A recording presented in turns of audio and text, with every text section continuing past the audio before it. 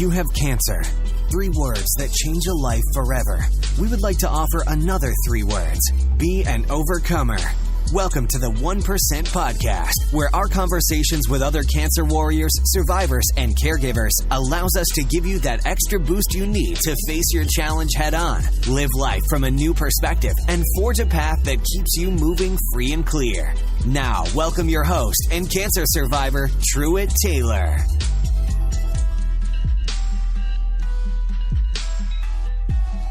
Welcome to today's episode of the 1% Podcast, the show where we interview young adults who are battling or surviving an unexpected cancer diagnosis. You are not alone, and I promise, by consuming today's content, your soul will be fed with the hope, courage, and inspiration you need to keep fighting for today. I'm excited to be on your journey with you today. If you haven't done so already, be sure to head over to 1percentpodcast.com to sign up for our email list to see the latest news and updates for all our guests on the show. You can also check us out on Instagram, Facebook, and Twitter at 1% Podcast. If you want to join in on some of our discussions, please join our Facebook group, the 1% Podcast. To contact me directly for content, questions, or booking events, you can email me at info@1percentpodcast.com. This is episode 45 of the 1% Podcast, and I'm so glad you're joining us today. Our guest on the show is endurance athlete and pancreatic cancer survivor, Miss Sindy Hooper.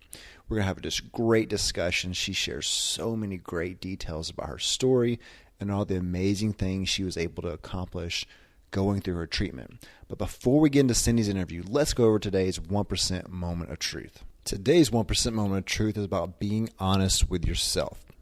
Being honest with yourself takes courage. Once you've done that, you'll have the courage to be honest with others. Honesty is a huge part of self-improvement. So here are a few ways to help you become more honest with yourself. Number 1, acknowledge both the good and bad in your life. One common way we delude ourselves is by ignoring the bad aspects of our life. Sometimes it's easier to turn a blind eye to our problems rather than to confront them face to face. However, the truth is that ignoring our problems in our life doesn't fix them. It makes things even worse in the future because when we aren't honest about our problems, they can grow out of control. Number 2, take time to reflect. Take just 5 to 10 minutes each night to reflect on your day. Ask yourself questions like, how did things go today? What did I do right? What could I have done better? Be honest with yourself, but not too judgmental or critical. The goal isn't to hurt your self-esteem, but to take the information from the day and use it to improve tomorrow. Studies show that reflection plays a key role in learning and problem solving. When we give ourselves time to analyze the events of the day, we can often walk away with a greater knowledge and insight of how to improve ourselves. Number 3, admit it when you make mistakes. One of the most painful things about being honest with ourselves is admitting we have made a mistake. Oftentimes we try to protect our egos by coming up with excuses or blaming others or our problems. However, true self-esteem can only be found when we are comfortable and honest about our mistakes and shortcomings. Only a person who admits their mistakes can learn from them and correct them, but someone who ignores mistakes is setting themselves up to repeat them in the future. Number 4, pay attention to your feelings. Now, this is something that's really hard for a lot of people, is to really pay attention to how they're feeling. We all experience emotions, and then they play an important role in how we understand our world and interact in it. While emotions can be misleading, they can also be very revealing. When we ask ourselves the truth behind what causes our emotions, we can learn what thoughts, actions, and situations cause us to feel a certain way. This knowledge gives us a better understanding of ourselves and how to respond to our emotions differently in the future. And finally, be straightforward. Don't overanalyze things. I believe self-analysis is an important and underestimated aspect of self-improvement. However, I also know how many people get carried away when they overanalyze themselves. Being honest with yourself isn't about trying to intellectualize or rationalize everything that happens to you. Just be straightforward and matter-of-fact with yourself. You don't need to make up some elaborate story on why some bad event happened to you. Just make note of how things are in the moment. Put your best foot forward. You don't need to understand everything in this world. Just be sensible, practical, and realistic. So that's today's 1% moment of truth. As always, I love hearing your feedback on the topic. So be sure to email or respond to one of our social media posts about today's episode. Now let's talk a little bit about today's guest. Today's guest is Miss Sindy Hooper. Sindy is a 56-year-old endurance athlete, wife, and mother living in Ottawa. Sindy competed in 3 Ironman, 4 Boston Marathon, and she is currently a 5-year pancreatic cancer survivor.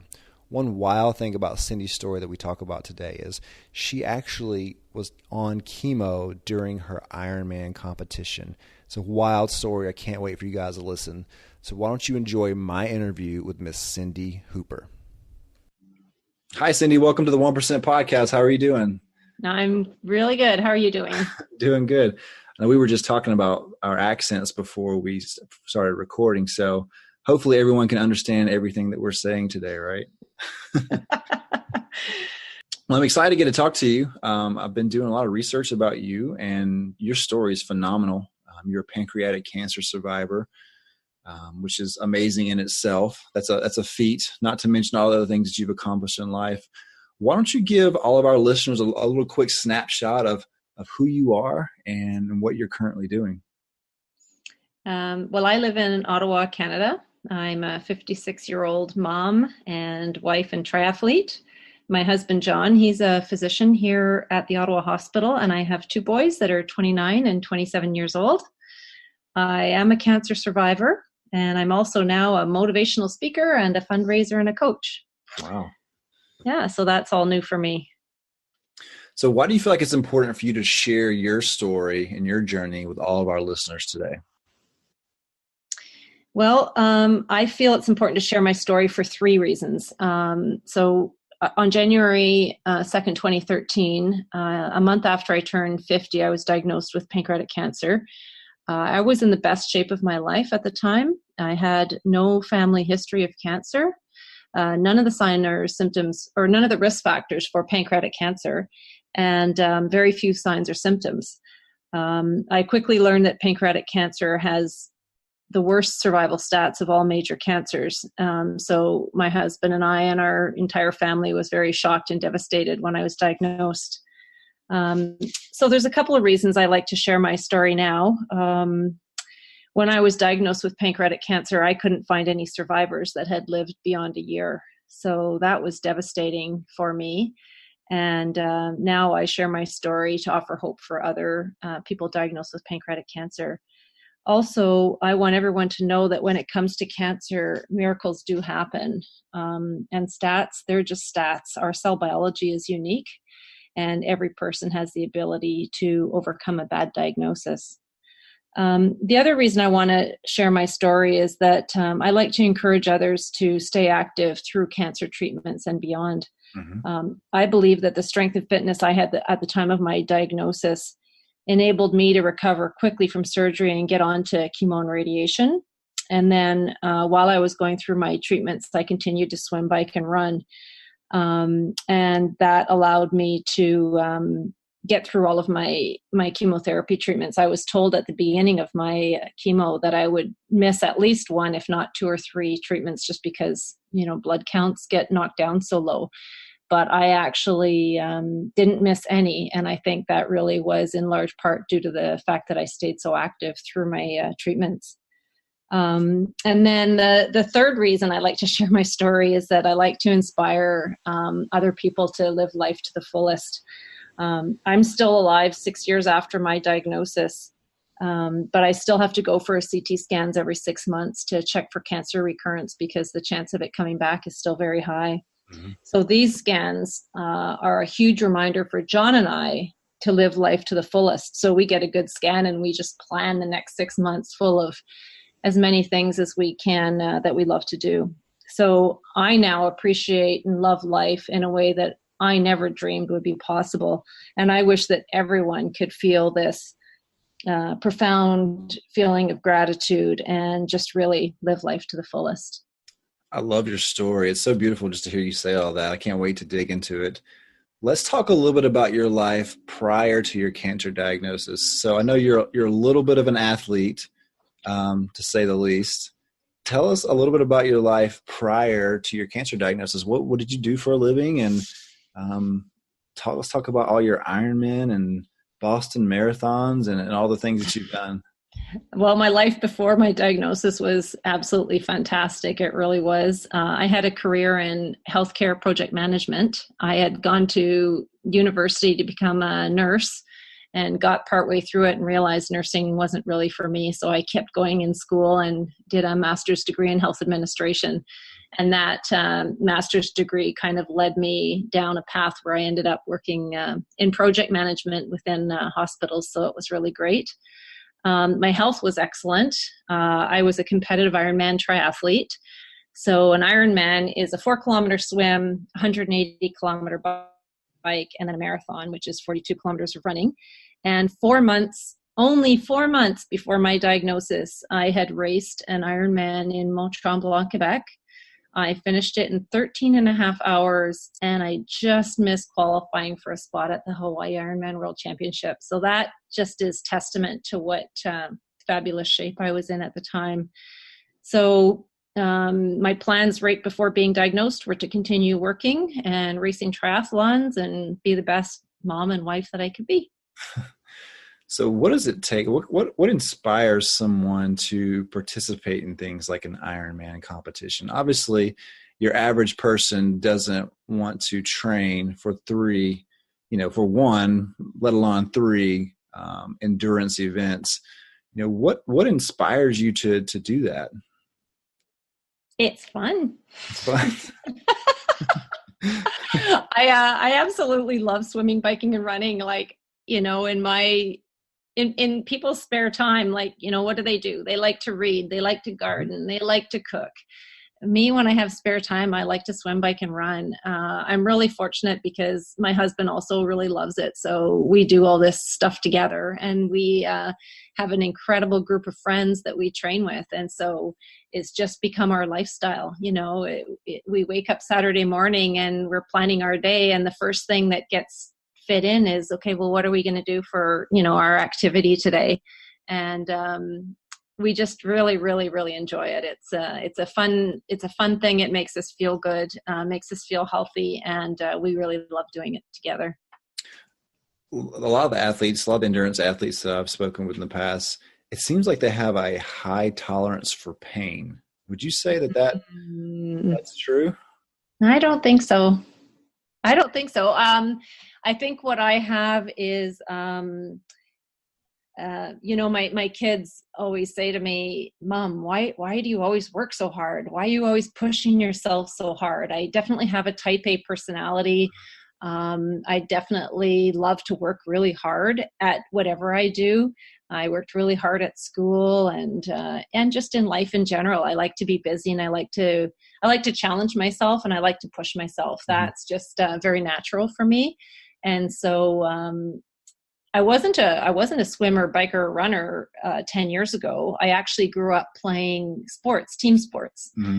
So in high school, I played everything: volleyball, basketball, soccer, baseball, everything. Every day after school and every lunch hour, it was always intramurals. And then every day after school, I was out playing whatever sport. Mm-hmm. And then I got into running because a friend of mine, actually, I was playing soccer at the time, and a friend of mine asked me to help her train for a half marathon. And I was like, what? How long is a half marathon? And when she told me it was 21 kilometers, that just seemed crazy to me. I mean, I was a soccer player. I would run up and down, the field. That was it. But she enticed me to do it by saying that we do all our training together, and we'd go away to a nice place for my birthday, which is in December. So it's pretty cold here in Ottawa. And she said, we'll go away to a nice, warm, sunny destination, and we'll do some great shopping for Christmas. And so I was like, okay, let's give it a try. And so that's kind of how I got into running. And then I realized how much I loved it, and I was pretty good at it. And then it just kind of grew from there. It's awesome. Yeah. So endurance athletes, there obviously it's a place you have to go in your head mentally to not stop, I would say, that a lot of people can't quite get to. So it only makes it a more fitting story that I'm assuming you attacked your cancer diagnosis the same way once you had that. Why don't you tell us a little bit of like maybe what was happening that first led you to go to the doctor to get seen about? What kind of symptoms were you having that let you know that something wasn't quite right? So I didn't have any symptoms at all up until about 3 weeks before my diagnosis. I had registered for Ironman Canada in the summer of 2012. And I went through the fall training like normal, training really hard for this Ironman the following summer, which I was hoping to go to and qualify for the World Championships. So September, October, November, I was training really hard. Everything was going pretty well. And then in December, my birthday is on December 9th. And I remember having just a couple episodes of pain in my upper mid abdomen and my upper mid back, a couple, just maybe 1 or 2 episodes of each. And it was a very strange pain, something I had never felt before. And it only lasted for about 5 minutes and then completely disappeared. So that happened. And then about a week later, I got really itchy skin. Really itchy. Like I remember scratching the palms of my hands and the insides of my ears. And again, my husband's a physician, and we just thought this was all strange. And then at around Christmas, I felt like I had a bit of a flu. I was feeling a little bit under the weather. My stools changed color. They became very, very light colored. And, but again, all these things, they were happening separately. Like I didn't get all these things at one time. So, I could tell my husband was keeping an eye on me. And then, on New Year's Day, I went for a 15-kilometer run with my girlfriend that was supposed to be an easy run, like an easy pace for us. But it was extremely difficult. I remember having to stop and walk a few times, which is extremely out of the ordinary. And to the point where I would turn my Garmin off because I was, so shocked that I was walking. And then I went home after that run and fell asleep for a couple hours, which never happens Right. for me either. So that was really strange. Anyway, I went to bed that night, and the next morning when I woke up, my eyes were jaundiced, which means they turn yellow. And as soon as my husband saw that, he knew there was something wrong, and he thought I must have gallstones. Mm-hmm. Because what happens with gallstones is it blocks the bile duct, and then that's what makes you turn jaundiced. So he arranged pretty quickly to bring me into the hospital to get some blood work done and an ultrasound. Wow. So once you were in the hospital and you were going through all the diagnosis testing and everything, when were you first told that you had pancreatic cancer? So we went into the hospital. We did the blood work that day on January the 2nd, and that was in the morning. And then we went to another part of the hospital to have the ultrasound done. And John said that he didn't think it was going to take very long, probably around 20 minutes. And so I'm laying there, and he's in the room standing beside me, and he can see the screen. I can't see the screen. I wouldn't know what it meant anyways. And the ultrasound tech was, looking at, she had the probe on my stomach and was looking, and the ultrasound just kind of went on and on and on. And we were talking, and I was thinking to myself, this is taking a long time. And I looked at John at one point and said, this is way more than 20 minutes. What's going on? And he just kind of shrugged his shoulders and didn't say anything. Little did I know at the time that he was looking at the monitor and he saw that I had pancreatic cancer, but he was not saying anything. So finally the tech stopped the ultrasound. It was probably about 45 minutes long. And she asked if it was okay if the radiologist came in to take a look and to talk to me. And I was like, sure. And she left the room, and I looked at John and said, what's going on? What's up with that? And he just said, I don't know, just their procedure. So the radiologist came in, and looked at me and John and said, "So you guys know what's going on here?" And I'm like, "No, what's going on? Do I have gallstones?" And she said, "No, you have a malignant tumor on your pancreas." And I looked at her and just said, "My pancreas? I thought we were here because I had gallstones." And as I'm saying that, I don't even know what the pancreas does. Mm-hmm. And my only thought was, okay, whatever. If there's something wrong with my pancreas, we'll just take the pancreas out. Who needs a pancreas? And, she said I had a malignant tumor, but I really didn't even hear that part. All I heard was something to do with my pancreas. And I was just really confused. And I guess she could tell I was pretty confused. And then she finally said, "Sindy, you have pancreatic cancer." I was just shocked. I couldn't believe it. As soon as I heard the word cancer, it was like this most horrifying, terrifying feeling that just shot through my entire body. It was unbelievable.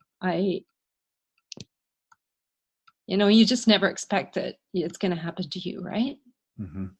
And I was, I'm relatively young and very, very healthy. So the idea of having cancer was just crazy to me. So I just was shocked, and she kind of looked at John and asked him if he had any questions, and he just nodded no.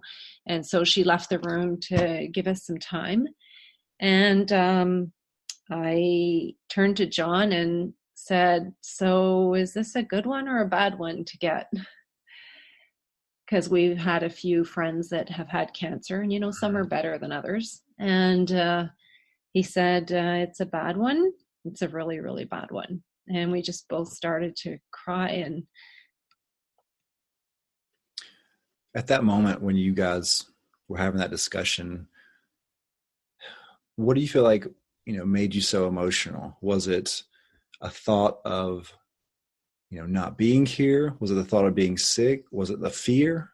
What was it at that moment that really made you the most emotional? Yeah, no, I think it was just at that point, I didn't know how bad it was. I didn't know anything about pancreatic cancer. I didn't know the horrible stats, but just being told that you have cancer, I don't think it really matters at that point what kind of cancer it is. You just know it's going to be a life-changing thing. Mm-hmm. And I had a few friends that, I saw go through chemotherapy, and I just assumed at that point that's what's going to happen to me. And so there's just that whole fear of going through that. And we had already made so many plans. And it's just that feeling of letting down everybody. Mm-hmm. And not being able to do the things that we talked about. So when you found out how bad it was, I would say, as far as like statistics and things of that nature and stuff, what did you do to prepare yourself for that? I know there's pretty much nothing you can do in some ways to prepare yourself for that. What did you do mentally to start preparing yourself to start that journey, obviously? And you knew it was going to be a tough one based off things you'd seen in the past. What did you start doing to yourself to help prepare, for that journey? It's crazy to think back on it because, I remember it all very clearly, but I didn't ask a lot of questions. I didn't go on the internet to look at any statistics or anything. When I was first diagnosed and I asked John how bad of a cancer it was, he had a friend, a very good friend, that was diagnosed with pancreatic cancer when he was only 40 years old. And his cancer was not operable, and he died within 6 months. So he just said to me, do you remember my friend Mark? He had pancreatic cancer, and that's all he had to tell me. And I didn't ask any more questions about it or anything. But, John just said your biggest hope is that you're going to be able to have surgery to remove the tumor. That's your biggest hope for being able to survive past a year. So I just focused on, one thing at a time. The next step was getting a CT scan to find out if the tumor could be removed.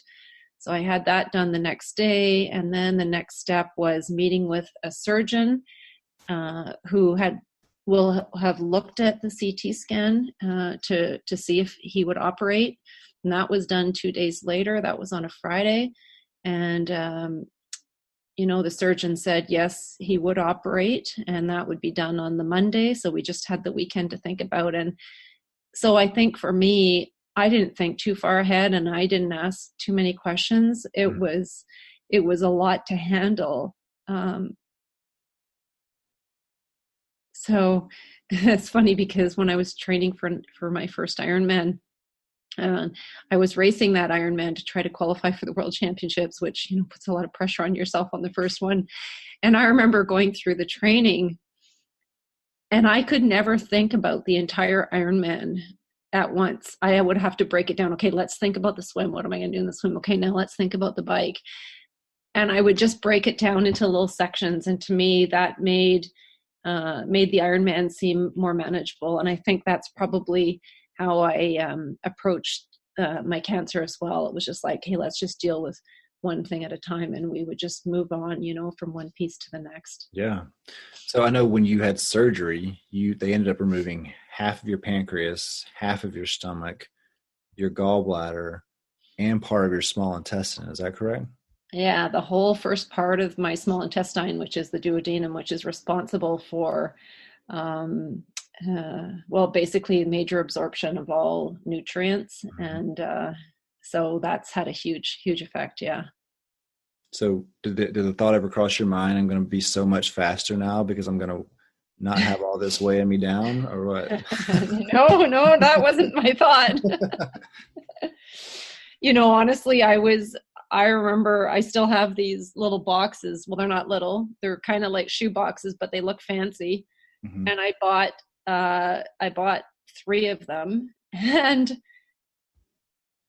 my only wish was that I was going to live for a full 6 months. Mm-hmm. I heard so many stories of people that die within 6 months, and I was like, no, I need to live 6 months.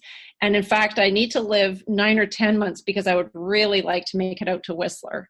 We had already made plans, purchased flights and booked accommodations to go out to Whistler for Ironman Canada. And I had never been out there. And for some reason, that just became really important for me to be able to at least make that trip. And yeah.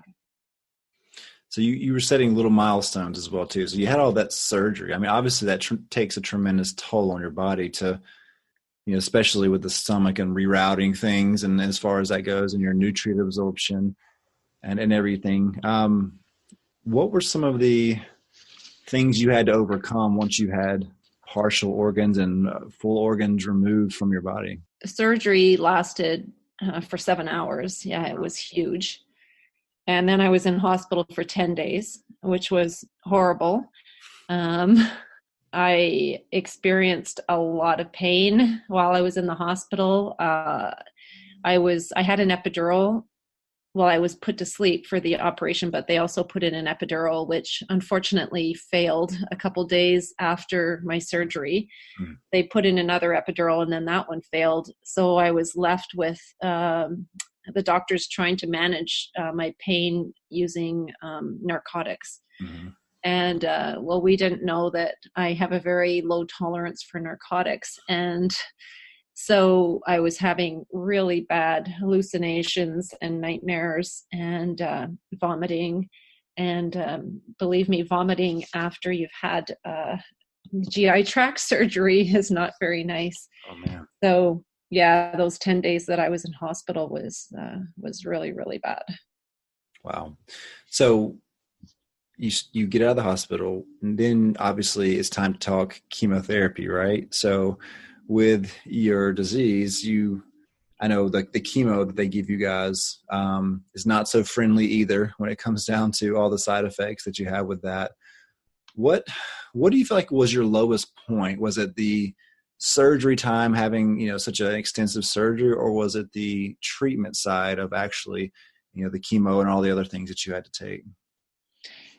So for me, the surgery was by far the worst part of all of my treatment. Those 10 days that I spent in hospital, and then I was on narcotics for pain for 5 weeks after my surgery. It was just unbelievable. So when I went into chemotherapy and radiation, I mean, I had no idea what to expect, but it was definitely a lot easier to manage than the surgery and the post-op 5 weeks. So I like to talk about mental health a lot on the show because, it's so easy to address the physical side because you have all your doctors that are really focusing on that and the medications and stuff that you're taking. The mental side, lots of times we get left on our own to really fix the mental side or either address the mental side. Obviously, the news, wasn't good, and the whole time you're kind of wondering, whether it's how long or how bad is this going to be or all those things. What was your mental state like as you were going through all of your treatment and your surgery, and then even the diagnosis? Like overall, like what was it, declining, or what was your mental state? Well, that's a tough question. Yeah, it was a very, very difficult time. I think what I did to escape the fear and everything I was going through was, I think I just really started trying to focus on swimming, biking, and running again. I think I just took all of my energy that I had and focused it on that. Did you know that when I went for my first doctor's checkup after my surgery, so we're about 3 weeks after surgery, and I'm still on narcotics for pain, and I'm about to start chemotherapy in 3 weeks, I go to see my surgeon, and I asked him if he thought I could still do Ironman Canada. And he was looking at me with such a strange look. I thought, oh, maybe he doesn't know what an Ironman is. So I explained to him, right, it's a 4-kilometer swim and then 180-kilometer bike ride and then a marathon. And I'm registered for one in August in Whistler, BC. And I would really like to go and try to do this Ironman. And he just looked at me like I was crazy and said, Sindy, I don't know why a healthy person would want to do an Ironman, let alone someone like who's going through everything you're going through. And so, he didn't say no. And so I took that as, I'm going to just try. I'm going to see what I can do. And I think that's how I coped with my cancer, is I just focused on swimming, biking, and running. And it always made me feel better, even on the worst days when I was sitting at home on the couch, feeling like I was about to vomit. One day my son came up to me and said, "Hey Mom, why don't you go outside and ride your bike?" I'm like, "What? Why would you say that to me? Look at how sick I am. I just had chemotherapy yesterday." And he's like, "Yeah, but you always feel better when you're outside, and especially when you're doing something active." So I gave it a try. I went out on my bike, and yeah, there was a lot of times during that bike ride I thought I was going to throw up, but overall I did feel a lot better being outside with the sun on my face and the wind going through my hair than sitting at home feeling sick like a cancer patient. And I guess for me too, because I was going through chemotherapy and radiation in the spring and summer when the weather was so beautiful outside, it was just really natural for me to want to be outside as much as I could. So having a husband that's a physician, do you felt like that he was watching over you a little closely, I'd say, just to really kind of see how you were doing? And what kind of support did you get from him? Oh, I think absolutely he was, especially when I brought up the idea of trying to do the Ironman while going through chemotherapy. I do remember him even saying to me, "Sindy, that's something that might not be possible for you to do that." But he was always very supportive in helping me to try. And I think he probably had a few conversations with my surgeon and my chemotherapy docs to make sure that I didn't push myself too hard, because, when you're going through chemotherapy and radiation, the last thing you want to do is exhaust yourself and compromise your treatments, right? I mean, obviously my treatments were the number one priority, and, I certainly wouldn't do anything to jeopardize that. But I think he and my whole treatment team could see how much better I felt when I was exercising than when I wasn't. Right. But we were out on one bike ride, and I got really mad at him because it was supposed to be our longest training ride. I was supposed to be going 150 kilometers, and we had joined the registered for the Grand Fondo here in Ottawa, and I was really keen to do this, and by now I was on social media and posting what I was doing. And we were at about 120 kilometers, and John knows me very well.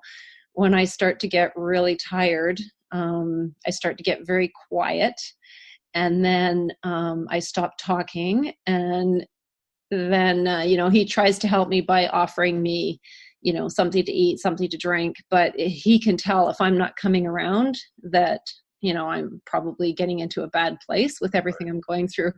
So we were like really far away from home. And he said, Sindy, you're done.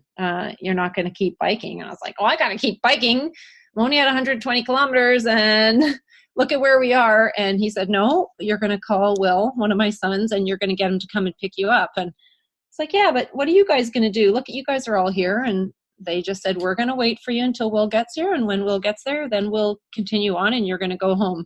And I remember being really upset about that. But, clearly he was right. I was extremely exhausted.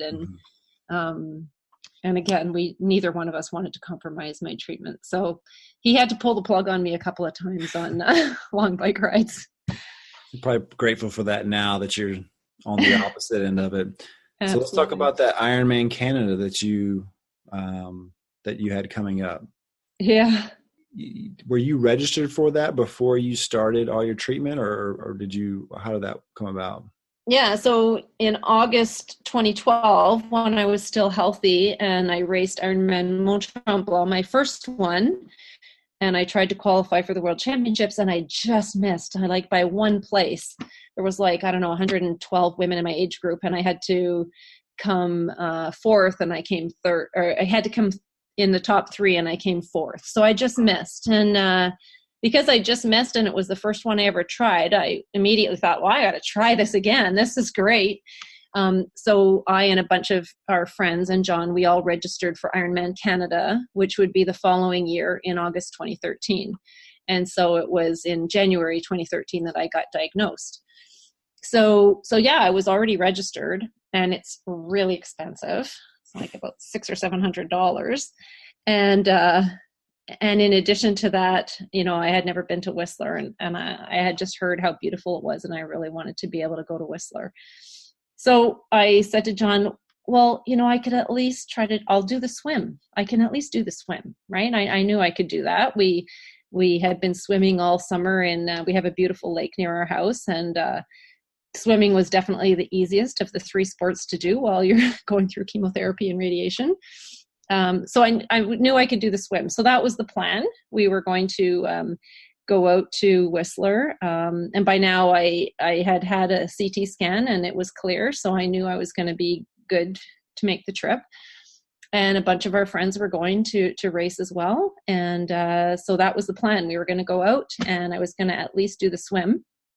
And then the bike is, it's kind of neat how Ironman Canada was set up at the time, because it was about a third of the bike went out one way and then back to Whistler Village, and then it went the other way and came back. So we had thought that I would at least be able to do 1/3 of the bike course. So that was the plan. Do the swim, do 1/3 of the bike course, and then see how I'm doing. So I came out of the swim a lot faster than I thought, which was kind of cool, because there's time cutoffs, right? And that's what we were most worried about, is even if I could keep going, was I going to be able to meet these time cutoffs? So the fact that I did the swim 15 minutes faster than I thought was great, because it meant I had an extra 15 minutes to finish the bike ride. Right. So we set out to do the first third of the bike, and it actually went pretty well. We swung back into the village, and John looked over at me and I gave him the thumbs up. And so that meant, okay, let's keep going. And so the plan from then on was let's just go from one aid station to the next. And if something happens and you can't continue on, there's vehicles that swing by and pick people up and drive them back to the village.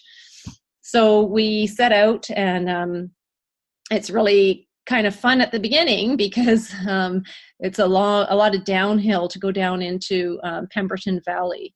Then you go down into the valley and it's really flat, and you go quite far out and back in this valley. And there was a really neat thing that happened. We were riding along in the valley, and we went by this. It's all very flat, and there's farms with really long driveways. And we could see up ahead, there was a group of people at the end of a driveway. There was about 20 people, and they were holding this really big sign. And as we biked by, I looked over and it said, "Go, Sindy, go." Mm-hmm. And my name, Sindy, is spelled with an S. And so when I saw it, I was like, "Hey, I think that sign's for me." And I yelled up to John. I said, "Hey, John, I think that sign might be for me." And he says, "Well, I think you're right." And so he said, "We'll stop on the way back," because we were doing an out and back in the valley. I said, "Okay." So we get out to the end, we turn around, we come back, and we swing across the side of the road. And I pull up to these people, and I stop, and I unclip, and I put my foot down, and they're looking at me like, "Why is this person stopping?" And I go, "I'm Sindy. Your sign says Sindy. I'm Sindy." And they're like, "Oh my God, you're Sindy Hooper." Because what happened is, when I guess the media caught news of me attempting to do Ironman Canada, and there was quite a bit of coverage across Canada that I was doing this. And so these people had heard that I was coming out to do the Ironman, and they were there to cheer me on. Wow. Yeah, that was pretty special. So how'd that make you feel whenever you had a chance to talk to them and you realized that it was for you? Oh, it was unbelievable. Like, I guess I couldn't believe that the news had reached these people. Not only were they, on the other side of the country, but they're out in a pretty remote farming community, and right. It was just crazy that the news had traveled that far. And then when we were on the run, we had similar things happen. People would come up and start running beside me, whether they were other athletes or people that were at the side of the road. They'd come up and start running beside and say, "Hey, Sindy, we heard of your story, and good luck, keep it going." So there was really a lot of people that had heard about what I was trying to do. So it was pretty cool. Do you feel like those little bitty pieces of motivation along the way really helped you keep going? Oh yeah. I mean, I am sure they did. But like on that bike ride at the Grand Fondo where John had to pull me off, I mean, anything could have happened, right? Mm-hmm. The fact that I was able to keep going that day was just really incredible. So we finished in Pemberton Valley, and then to get back up to Whistler Village, we had to go up this series of hills for about 20 kilometers. And I was just like, oh my God, we're not going to make it. I was so tired, and I'd be going up a hill, and it was just kind of these little series of multiple hills. And I'd get up a hill and I'd be going so slow. I thought my bike was going to tip over, and I'd get to the top of the hill, and John would make me stop. And he'd give me something to eat. He's like, "Here, you got to eat this. We're not going to continue on until you eat this." I'm like, "Yeah, but we're not going to make the time cutoff. We're not going to." And he just kept saying, "Sindy, we're going to make the time cutoff. Like, don't worry about it." Mm-hmm. At the time, he was not certain we were going to make the cutoff. But that was the only way he could get me to stop and eat. So I was like, okay, I'd eat something, and then we'd just keep going. And we get to the top of the last hill, and we're rolling in. We've only got a couple kilometers to get back to Whistler Village. And we realize, wow, we made it by like 15 minutes. We just couldn't believe it. Like, it was incredible. I mean, the most I had ever biked in training was about 120 kilometers. And here I was doing 180 kilometers after a 4K swim. And I was feeling really good. We went into the transition area, and John looked at me and said, "Well, what do you want to do now?" I'm like, "Well, let's go out on the run course and see what we can do. Let's just keep going and see what happens." And So we went into the change tent and then went out onto the run course, and we set out walking, and, we'd throw in some jogs. Luckily, it's a relatively flat run course, so it wasn't too hard. And whenever we got to a bit of a downhill, I would jog on that part of the hill. And it's a 2-loop course, and we did the first loop, so a half marathon, fast enough that John said, "Sindy, you can walk the entire second loop and we will still finish before the midnight cutoff. So you're not doing any more running, you're walking the rest. We're going to make it, you can relax." And so the whole second loop, it was dark at this point. And again, lots of people were coming up, walking with us and talking to me. And it was incredible when I realized that I was actually going to finish. When John said, "You can walk the entire second loop of the marathon course and you're going to finish," neither of us could believe it. It was incredible. And, this, is just testament to, we have so much more capacity to do things than we believe ourselves. It's, right. That's just a huge lesson for everybody. So just a few months after being diagnosed with pancreatic cancer, having your surgeries and chemo and radiation, you completed and finished an Ironman. When you crossed the finish line, lots of times when I've seen Ironman races on television and stuff, it seems like there's a overwhelming sense of joy and a sense of accomplishment. What did you feel like when you crossed the finish line of that Ironman after going through so much in that year already? Yeah, it was unbelievable. It was so different from, the year before when I raced at Ironman Mont Tremblant when I was healthy, and I completed that Ironman in the time that I had hoped to. So that was a feeling of elation and joy and excitement and extreme pride that, I had trained really hard for that and fought for a really good time. This was completely different. This was because we never really expected that I'd be able to finish the whole thing. So it was just really unbelievable and exciting and super happy. Wow. So I know you went on to participate in another Ironman even since then. Is that correct? Yeah, I did one. Not in 2018. In 2017, I went to France to try to qualify again for the World Championships. And that didn't go so well. I'm a pretty stubborn person, I guess. And I've had this goal to qualify for the Hawaii Ironman World Championships for a long time now. And I still have it in my mind. I think if I live long enough, everybody else is going to slow down enough that I'm going to be able to make it. But, when I was training for that one, all of my training went really well. I could swim fast, I could bike fast, I could run fast, and I could do all these individual training blocks very, very well.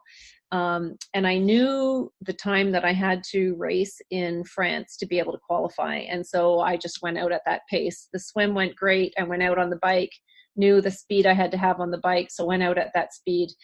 And it was very early on in the run, and my body just said, no, it's not happening. And I mean, it was considerably slower than what I'd done before I had cancer. So I thought that my body could handle it, but no, it's not there, and it's still not there. You would think 6 years after that I would be able to get back to my pre-cancer fitness, but for some reason it's not happening, and it doesn't seem to be happening. I think I'm just finally accepting that it's not going to happen. So I think now I just have to wait, like I say, for everybody else to slow down so that I can be competitive again. Well, the same thing happened to me. Obviously, I wasn't doing Ironmans or anything along those lines, but physically and still today, it's been 6 years for me. And there's just a noticeable difference, I would say, in my overall capacity from a fatigue standpoint, I think. Yeah. I don't have nearly as much long-term energy as I used to have. And it's one of those things. I feel like I have like maybe more strength now, but I don't have as much endurance as I used to. I think this is it could be how I'm working. I don't know. But a lot of things that I've read and a lot of people that I've spoken with, your body, obviously you're missing several things that you had originally, but the chemo and stuff, it just does something at a cellular level, which I don't think your body ever fully recovers from once we have it as an adult.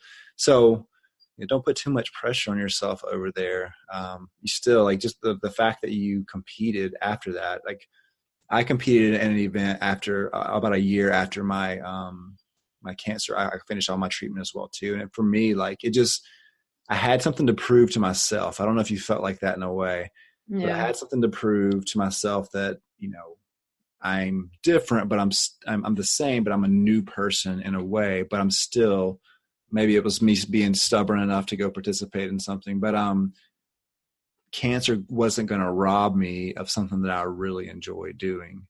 And so that was a way of me proving a point to myself, which I didn't necessarily have to, but I wanted to.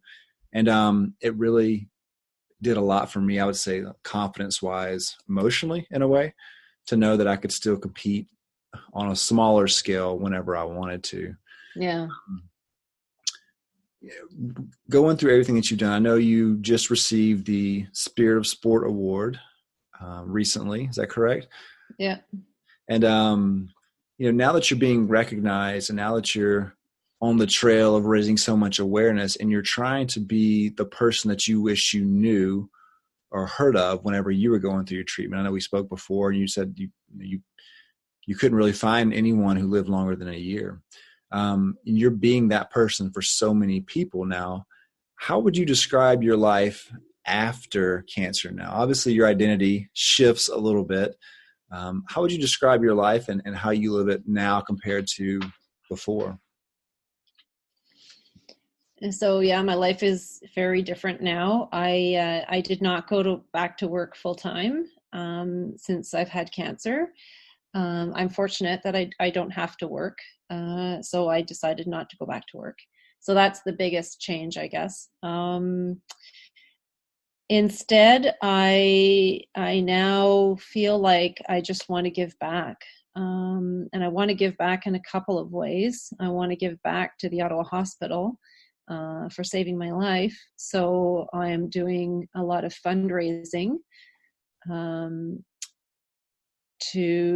the cancer research that's happening at the Ottawa Hospital. The other way that I'm wanting to give back is just trying to, as I mentioned earlier, provide that hope for people that are newly diagnosed with cancer, especially pancreatic cancer, and trying to inspire people to live every moment to the fullest. And the other thing that I'm doing now that just started recently is I started coaching some people in running, and that's given me a lot of joy. I actually can't believe it. I'm a very, very competitive person and I think very inward. And so when I would train before, it was all about me and what I had to do, and I had a coach, and I would follow my training schedules and work really, really hard. And so now being that coach to other people is really bringing me a lot of joy. I'm really, really enjoying it, helping other people, achieve their goals. And so that's been something quite recent that I started that I'm really enjoying. That's amazing. If you had maybe one or two pieces of advice you could give someone who's going through pancreatic cancer, which is what you had, what would you say that would be? Oh, I guess there's a few things. The diagnosis itself is extremely shocking and frightening. And so my biggest piece of advice initially would be just to take things one day at a time. Mm-hmm. And try to stay hopeful that everything is going to turn out for the best. Sometimes that's really, really hard to do, but it's extremely important to try to stay positive and hopeful. And I guess knowing that getting through the treatments is going to be a very tough time, but once beyond the treatments, other people may find this sense of purpose that I have. And it's actually, it's been a real blessing. When I said that I wanted to give back to the Ottawa Hospital, the way that I've been able to we've raised almost $200,000. And the way that we've done this is I've established these running teams that we participate in Ottawa Race Weekend that happens every May. And the running teams do fundraising. We do it through, some fun runs and organizing events. And so that's been a lot of fun for me as well. And I guess the biggest thing is cancer has brought me this really deep appreciation for life. I'm not sure if you have that as well. Yeah. I don't know if it's just because my cancer is so life-threatening and continues to be. But I just, I put away the Christmas tree and I wonder if I'm going to be here next year. Mm-hmm. And so every year when we open up our pool again, I'm just so thankful. And it just really makes life very, very sweet, Mm-hmm. something that I never felt before. And certainly my husband feels it too, because he's so close to me. So, cancer does bring a lot of really crappy things into your life, a lot of pain, a lot of fear. But I have to say that it has also brought me some gifts that I didn't expect. Mm-hmm. Your story is amazing. And I think everyone with pancreatic cancer and everyone with cancer in general needs to continue to hear your story. I know you're doing a lot of things now to really get, your story out there. And for me, besides being blown away by your will to live, which I think is an immediate thing that you notice whenever you talk to, your overall sense of gratitude is very contagious, I think, as well. And the small things that we all take for granted, and just even your message about putting away like the Christmas decorations or the Christmas tree and then opening the pool and things like that, like, you're probably living a more intentional and gracious life than most people are. So you're going to enjoy everything way more than the normal person would. So you're going to have the type of life like each day. And listen, none of us know how long our days are numbered for. It could be an accident, in the car. It could be a diagnosis. It could be old age. It could be a million different things that take us. But I think that it seems like you really focus on how to live like a very, gracious life each day. And that is something, if that's something that you teach everybody that hears you, like, you are doing so much for a lot of people, because it's so easy to live in the future and wonder about what all is going to happen and how you're going to do this. And when's this person going to graduate? And, I got to train for this because 6 months from now I've got this. We're all always preparing for the future. But when we stop and really appreciate what we have each day, I think that is truly how you enjoy life. And the key to happiness to me is always in gratitude, always being thankful that I'm still here. God's chosen me to still be here for a specific reason. And sometimes I understand, sometimes I don't understand, but that's not for me to understand overall. But the fact that you're here and you're in front of all these people and you're raising all this money and you're inspiring people. And now that you're coaching people to run, like, you have a huge purpose that you're participating in every day. And, for me, that's amazing. That's overwhelmingly something to be proud of and to appreciate. And, it's an honor for me just to chat with you and then listen to everything that you're saying and hearing your story. And, I know that, you don't participate as much in some of the physical things, but I feel like you're just getting started on a whole new career as far as speaking and sharing your story. And, we're all in this life together. And just as you and I have connected, you're going to connect with thousands of other people that you'll really be able to inspired to take a different step in life, to maybe pick something from your story, use it for theirs, and really be able to live a more intentional and different life. And, at the end of the day, we're only responsible for what we have, and you've got a great gift and you're sharing that with everyone. So I just really appreciate you taking time today to be on the show. I know some of the moments were tough talking about certain things, but that vulnerability is what people really are going to connect with. And I just really appreciate you being a guest on the show. How can our listeners connect with you if they want to ask you questions, or, if they're a pancreatic, cancer warrior right now going through the disease and they want to contact you, what's the best way they can reach out? Well, anybody can easily find me. If you enter my name in Google, it brings up my blog and my Instagram, and I've had several interviews and, media things. But if anybody wants to connect with me personally, they can either, message me through Instagram. My handle is just at sindyhoop, SINHOOP. And I'm happy to share my email. If anybody wants to contact me through email, it's sindyhoop@gmail.com. Perfect.